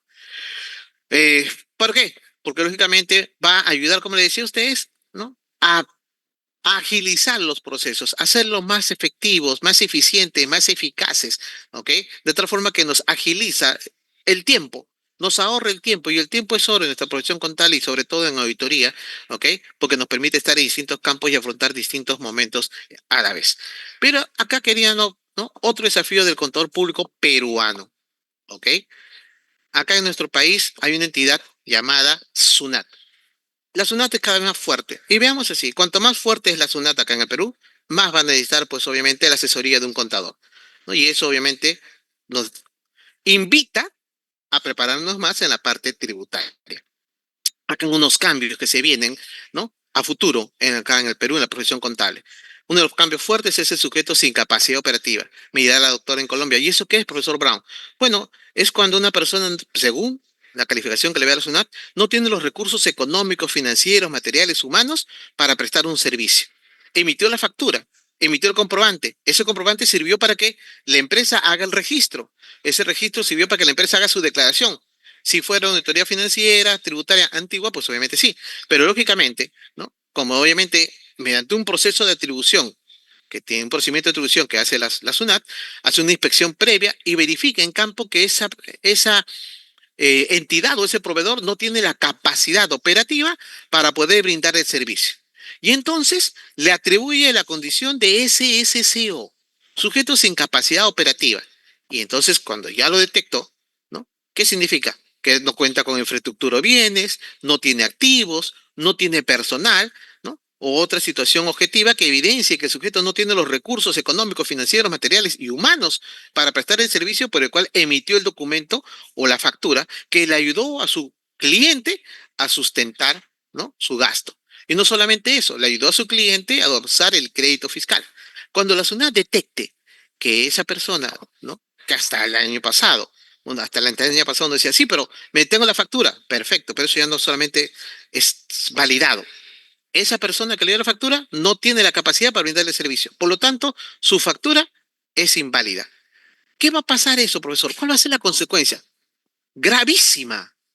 La consecuencia es gravísima. Por cuanto ese cliente que confió en ese proveedor, que mediante esa fiscalización que va a hacer la SUNAT, lo detecta como SCO, pierde el crédito fiscal, pierde el sustento del gasto y obviamente va a tener que reparar todo, va a tener que devolver el crédito fiscal. Y no solamente eso, ¿no? Es una pérdida económica. Va a tener que cambiar las declaraciones, los registros y miren todo lo que conlleva. Vamos a algo más simple por el tiempo, porque eso es un amplio acá en el Perú, ¿ok? Va a tener una multa fuerte. De acuerdo al artículo 178 del libro cuarto del Código Tributario, va a tener una multa del 50% del crédito fiscal mal utilizado. Es decir, ese crédito fiscal que va a devolver por culpa de que mi proveedor la SUNAT lo calificó como sujeto sin capacidad operativa, ese 50%, aparte que devuelve el crédito fiscal, voy a tener que pagar una multa. Y aparte voy a perder ¿no?, el sustento de gasto. Mírense ustedes toda esa contingencia que se viene acá. ¿Y cambia entonces el enfoque en la auditoría tributaria también? Claro que sí, porque obviamente ya no solamente voy a ver si hace cumplimiento de las acciones formales y sustanciales, si esos obviamente están sustentados, sino que voy a ver ahora si su proveedor, la persona que le facilitó el sustento de las operaciones, para el sustento de los registros para ser validados para la determinación de su impuesto a la renta o de su IGB, es o no un SSCO, sujeto sin capacidad operativa. Miren todos los cambios que hay. Otros son las normas internacionales, ¿ok? Tanto para las pymes, la ética y la transparencia, la presión por reducir la evasión tributaria y la corrupción en el Perú, ¿ok? Que va a exigir contadores con integridad, ¿no? Por ejemplo, si un cliente pide bajar impuestos con facturas falsas, el contador deberá negarse y explicar los riesgos legales que hay. ¿Cuáles son, profesor? Para que no quede en el aire. De acuerdo a la ley penal tributaria en el Perú, ¿no? El sustentar con facturas falsas, tiene multa, no, tiene cárcel de 5 a 8 años de cárcel. ¿Ok? Y entonces hay que tener bastante cuidado. Se le explica eso bonito porque todos los contadores estamos para orientar y los auditores para mejorar. ¿Ok? Y finalmente la sostenibilidad de la continuidad verde. Cada vez más empresas reportan su impacto ambiental y social. Una minera en Arequipa, por ejemplo, deberá presentar informes de sostenibilidad, además de sus estados financieros, para ver si es que hubiera un relave minero, es decir, ¿no? Se caen los ácidos al río, ver el impacto ambiental, cuál es el pasivo ambiental que eso originó y cómo evaluar, cómo contabilizar ese pasivo ambiental, ¿no? Cómo hacerlo en números. Entonces, bien, como podemos ver entonces, es bastante amplio, ¿ok? Pero lo he resumido en cuatro, ¿no? Cinco columnas, vamos a ver importantes, ¿no? La auditoría forense, la auditoría de negocios electrónicos, la auditoría asertiva, ¿no? La auditoría tributaria y la inteligencia artificial, ¿no? Eso y mucho más en otro capítulo de otro conversatorio. Hasta otro momento, doctora, doctor Hugo, ¿ok? Les cedo la palabra. Muchas gracias. Hasta otro momento. Para eso y más. Gracias. Muchas gracias, doctor Richard Brown. Pasamos a la ronda de preguntas. Por favor, estimados jóvenes, pongan sus preguntas. Ya por acá por ejemplo, ya tenemos una pregunta nos habla preguntan sobre los casos de empresas que ganan licitaciones a pesar de que son sujetos sin capacidad operativa. Wow, bastante interesante la pregunta. Obviamente, si has visto CICE, has visto tú que eso fue un caso que se presentó en un programa dominical periodístico acá en el Perú, que lógicamente una persona que tenía su casa como una gran empresa, pues hizo contratos bastante importantes con un gobierno regional. Y lógicamente que hablamos de millones de soles. Obviamente, entendiste la idea, no era un sujeto sin capacidad operativa, emitió los documentos, ¿no? Sustentólo con esos documentos los estados financieros de ese gobierno regional. Y obviamente, si has seguido la noticia, y ese gobierno regional está siendo investigado por la Contraloría. Finalmente ellos dijeron, no es nuestra culpa, nosotros no sabemos, no vamos a investigar. Pero esa respuesta no satisfació al Ministerio Público y ahora sí, están siendo investigados, ¿ok? Todos ellos están siguiendo un proceso. Pero obviamente los fiscales van a ver la parte legal. Ahí, ¿me entendiste? Es donde van a ver entonces a los auditores forenses, que obviamente, ¿no? Van a hacer el seguimiento del delito, cómo surgió, cómo fue la licitación, en qué momento, si hubo una validación de los datos que daban los que estaban participando, concursando en la licitación, si no hubo, por qué no hubo, ¿ok? A través de la entrevista forense, ¿te acuerdas que vimos? Hace la trazabilidad.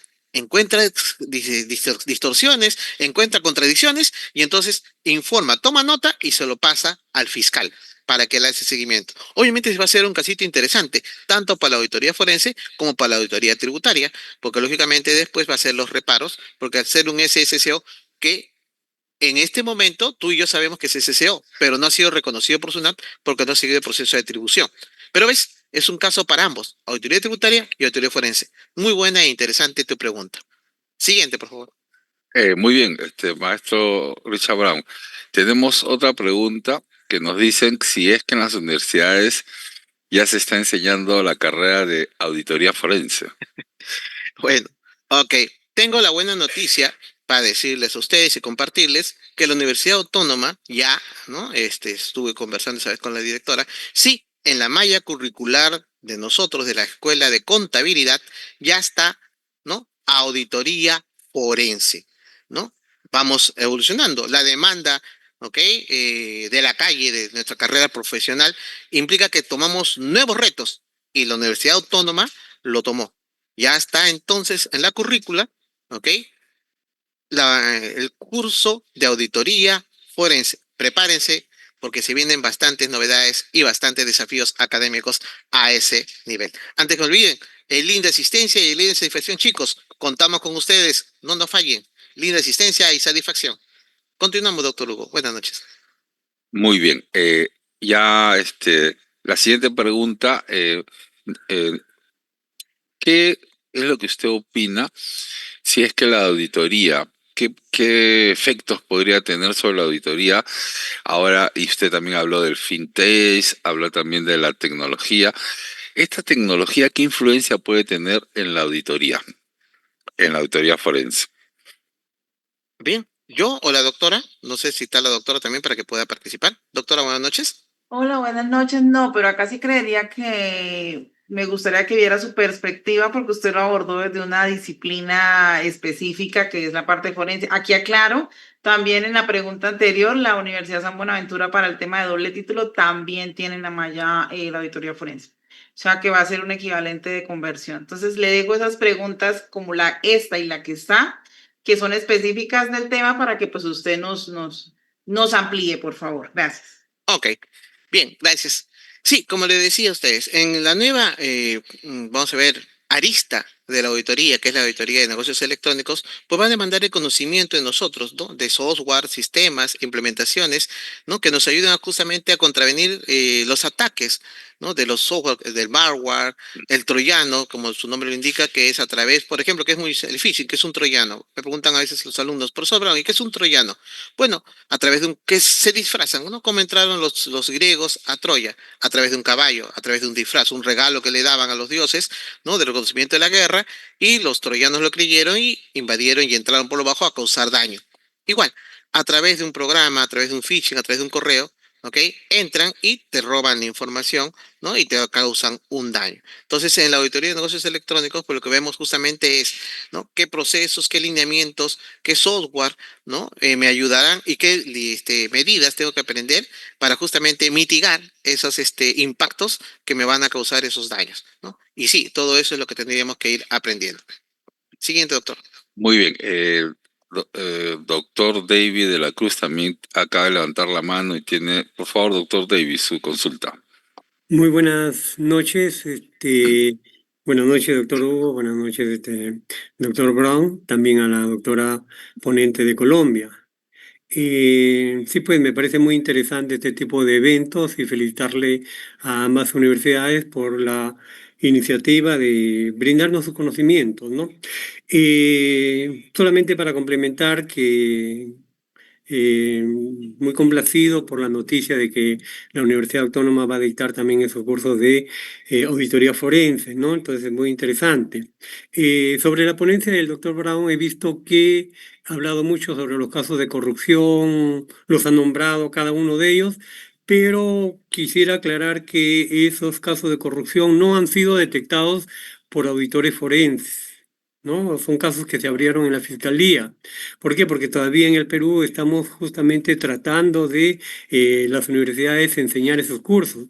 Más bien con respecto a la ponencia de la doctora, sí pues ahí caramba, yo me quedo un poco asombrado por la cantidad de cosas que están enseñando en la Universidad Colombiana, ¿no? Entonces, ahí tenemos, por ejemplo, que dentro de su perfil hay temas sumamente interesantes, como ya lo acaba de confirmar, la auditoría forense, hablan también de auditoría en ciberseguridad, prevención del lavado de activos, prevención del terrorismo, aseguramiento y gestión de riesgo, criptomonedas, Power BI, caramba. Muy bien, muchas gracias por esos temas. Y bueno, y me pregunta en sí, también he visto el tema de que allá en la Universidad de Colombia se está tratando el tema de las certificaciones progresivas. ¿Me podría más bien indicar cómo es ese proceso allá? Porque parece que acá algunas universidades han pretendido hacerlo, pero como que todavía nos ha faltado y le agradecería responda pues, por favor a esa interrogante.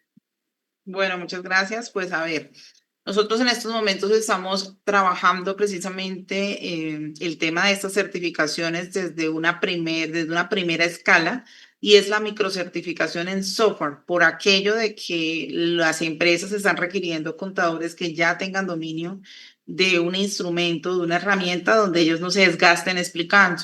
Entonces, hacemos esos tres niveles, precisamente el software Código Nube es un software que ustedes pueden consultar en los aplicativos y está pues dentro de Colombia de los más utilizados. Estamos iniciando certificación en el tema de CIGO y en el tema de LISA, dos software contables. Estamos iniciando, es que ya lo estamos haciendo. O sea, en estos momentos tenemos estudiantes en formación dentro de la ruta.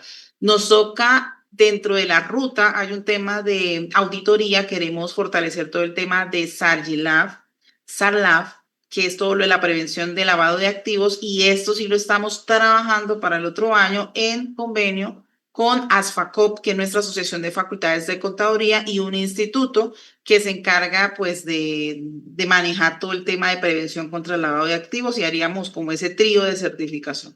Entonces, entre un avalador, una asociación y la universidad. En estos momentos estamos trabajando es con los software, licencia de la universidad, no le generamos un costo al estudiante y por lo menos vamos a generar una metodología COIL con la autónoma para trabajar y para que los de la Autónoma de Perú, un grupo, conozcan nuestro software contable. Ese es el ejercicio que estamos trabajando. Muchas gracias, doctora. ¿Qué universidad es? Disculpen que no lo tomé en cuenta al comienzo, disculpe por favor. En la universidad que está usted enseñando. La Universidad San Buenaventura de Bogotá. Nosotros somos una universidad acreditada multicampus, estamos en ciudades importantes en Colombia, Medellín, Cali y Cartagena, y la sede principal es en Bogotá. Muchas gracias, muchas gracias. Listo, muchas gracias. Excelente, perfecto. Acá Una, tenemos... una pequeña, sí, sí, una pequeña acotación justamente para hacer la aclaración a la duda del doctor Davis, ¿no? Que seguramente una pequeña extracción de repente, que nunca falta. Lo que pasa es que lo que yo he dicho, sí, lo que yo he nombrado es que esos casos que yo he puesto, ¿no? Es los casos de corrupción, son casos, ¿no? Que tienen como una oportunidad que tienen los auditores forenses para poder entrar ahí y apoyar justamente a la consecución y obtención de pruebas. Obviamente no pueden decir que fueron hechos por los auditores forenses porque el caso Odebrecht fue muchos años hacia atrás y se ha seguido todo un proceso de años, acuérdense, ¿no? De más de 10 años que sigue su seguimiento y la auditoría forense es algo nuevo, es algo que recién da, sino que basado en todo ese campo, ¿ok? Que tenemos en toda esa oferta que se presenta del caso de corrupción cada vez más creciente en nuestro país y que fue justamente el motivo por el cual yo lo nombré, es que está ahí. Tenemos una oportunidad, los de auditoría forense, de entrar en ese campo y crecer justamente eso, implementando todos los conocimientos que vamos a ir adquiriendo, ¿no? Haciendo esa acotación nada más, doctor Davis, no es que los auditores forenses se han ayudado porque obviamente no existía en ese momento la auditoría forense, sino que esos casos de corrupción que vienen de atrás le están dando la oportunidad para que se refuerce la auditoría forense. Es una pequeña acotación nada más. Continuamos, doctor. Gracias, gracias. Muy bien, las gracias a ustedes. Acá hay una interesante pregunta y es para ambos ponentes. Nos dice, Latinoamérica tiene altos índices de criminalidad debido al narcotráfico, extorsiones y delitos que vienen creando empresas, ¿no? Para poder lavar dinero. Entonces la pregunta es, ¿cuál es el desafío del contador que lleva las áreas de contabilidad, la auditoría forense y la informática? Comencemos con usted, doctora. Bueno, muchas gracias. Pues Colombia también, creo que para nadie es un secreto todo el tema histórico que tiene Colombia en narcotráfico y todo lo demás. En Colombia pues se empiezan a crear muchas figuras específicas dentro de instituciones financieras, que es el tema de prevención contra el lavado de activos. Se empiezan a crear como estas políticas y se empiezan a crear unos roles dentro de las entidades financieras. Entonces, por ejemplo, un tema muy importante que tuvo sus efectos económicos es el tema del lavado de dinero con el tema del narcotráfico. En este entonces, digamos que pues no había el control, el tema de la prevención es un efecto importante. Ahorita tenemos unos roles específicos en Colombia que tiene que ver con el oficial de cumplimiento. No sé si en Perú tengan ese mismo rol. Se le asigna es un rol que ejerce también el contador público en Colombia para validar el cumplimiento y él responsabiliza el uso de fondos de los recursos financieros. Entonces, digamos que empiezan a establecerse esas rutas a través de la Dirección de Impuestos y Aduanas Nacionales, que es la DIAN para nosotros, se encarga de centralizar todo el tema por la información exógena, por el cruce de informaciones y ya hay unos controles específicos, sobre todo en la disposición de colocar recursos en el sistema financiero o de colocar recursos en instrumentos financieros, en bienes. Entonces, digamos que para eso se genera unas políticas específicas para el oficial de cumplimiento, que es un rol para todo el política del sistema de SARGILAF o de la prevención del lavado de activos, y aquí es donde el contador pues tiene un rol de desempeño nuevo, pero tiene un reto porque es que todo va aplicado a la inteligencia artificial, entonces ya los datos se están generando, sí entramos en el riesgo de los ciberataques, los ciberdelitos,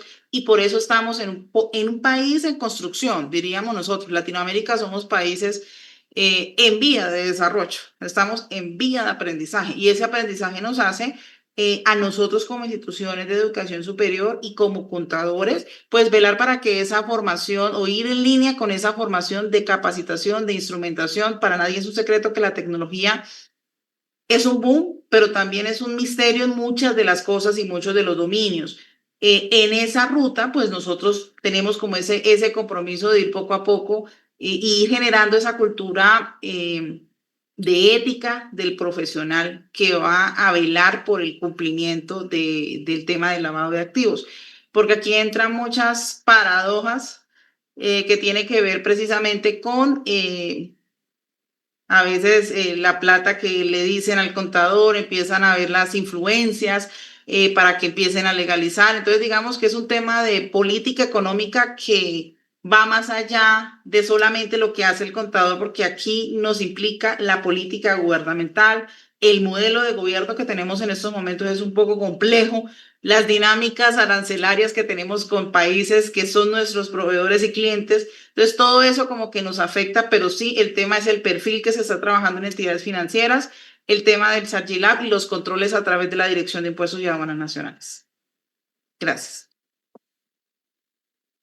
Bien, bastante interesante la pregunta, ¿ok?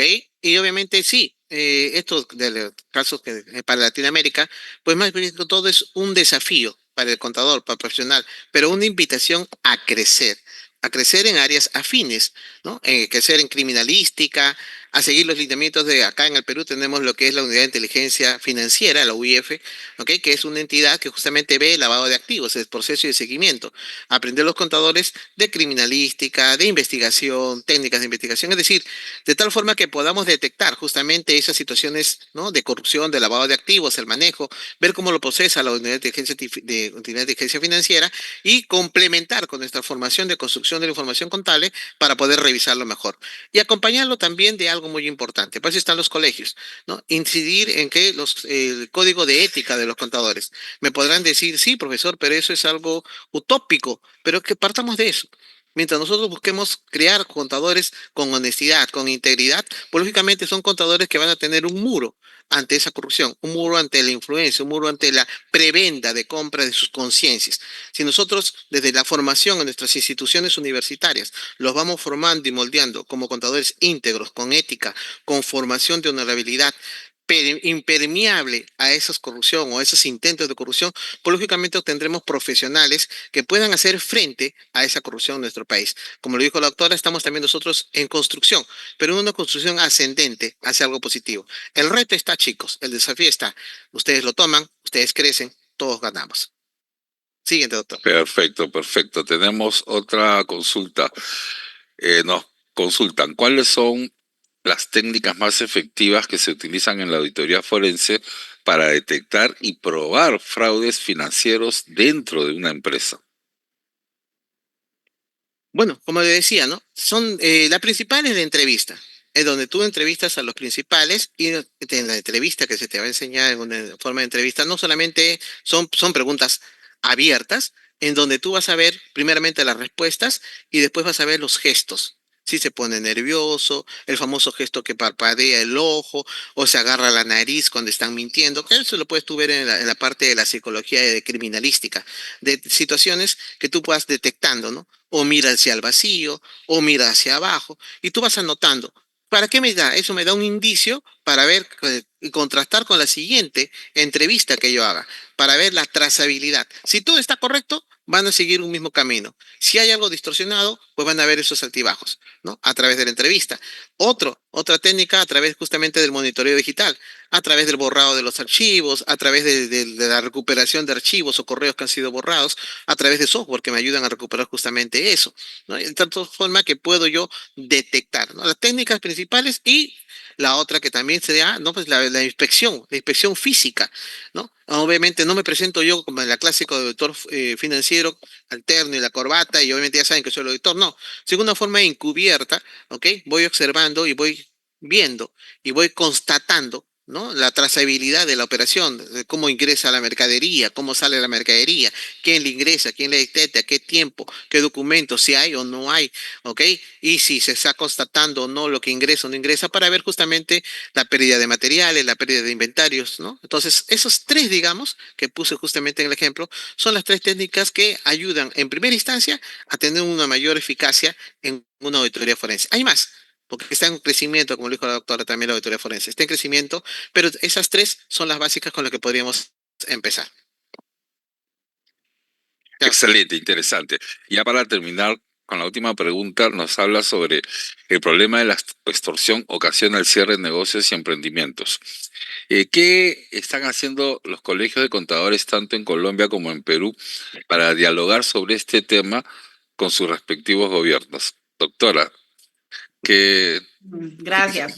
Bueno, pues aquí aclarar que nosotros tenemos dos entidades. Uno, el Colegio de Contadores es una institución que no vigila, sino forma, actualiza a los contadores. En Colombia se llama la Junta Central de Contadores, la que emite la tarjeta profesional, da la licencia y permite pues hacer el seguimiento de ética del contador. Entonces, tenemos como esas dos perspectivas, porque entiendo que en Perú la colegiatura es la que da El la, colegio, el el colegio. colegio, ¿cierto? Acá tenemos dos, el colegio forma, capacita, actualiza y la Junta emite tarjeta, valida el cumplimiento y hace pues todo el proceso de seguimiento y control. El tema de extorsión es un tema netamente político y nosotros en estos momentos tenemos un sistema político bastante estructurado, cerrado, actualmente en el que estamos, donde la perspectiva de lo que es la Junta Central y el Colegio de Contadores se limitan a las funciones que son. La Junta Central se encarga de todo el proceso de la inscripción de la tarjeta y de velar por el cumplimiento de las normas éticas, hace los seguimientos a los contadores y hace los seguimientos preventivos para que el contador no caiga en procesos de fallas de ética. ¿Cómo los hace? Pues hace revisión de lo que firma, hace las auditorías, tiene inspectores, nos evalúan, así funciona en Colombia. Los temas de extorsión son temas netamente políticos que dirigen desde el Ministerio de Defensa y pues ya el presidente con sus entidades se encargan de validar el tema, pero digamos que ya es un contexto de qué se está haciendo con el, no, digamos que ahí no se mete el ejercicio de la Junta ni del colegio, porque ya es un tema netamente de la defensa de Colombia. Eso quería aclarar.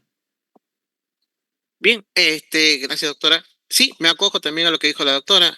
Acá en el Perú, el Colegio de Contadores es el que va a validar, entrega la colegiatura, que es el permiso para que los contadores puedan firmar y obviamente esa firma valida la información que ellos están presentando, ¿no? Y obviamente tiene obviamente el colegio ver los lineamientos, el seguimiento, el cumplimiento de la ética.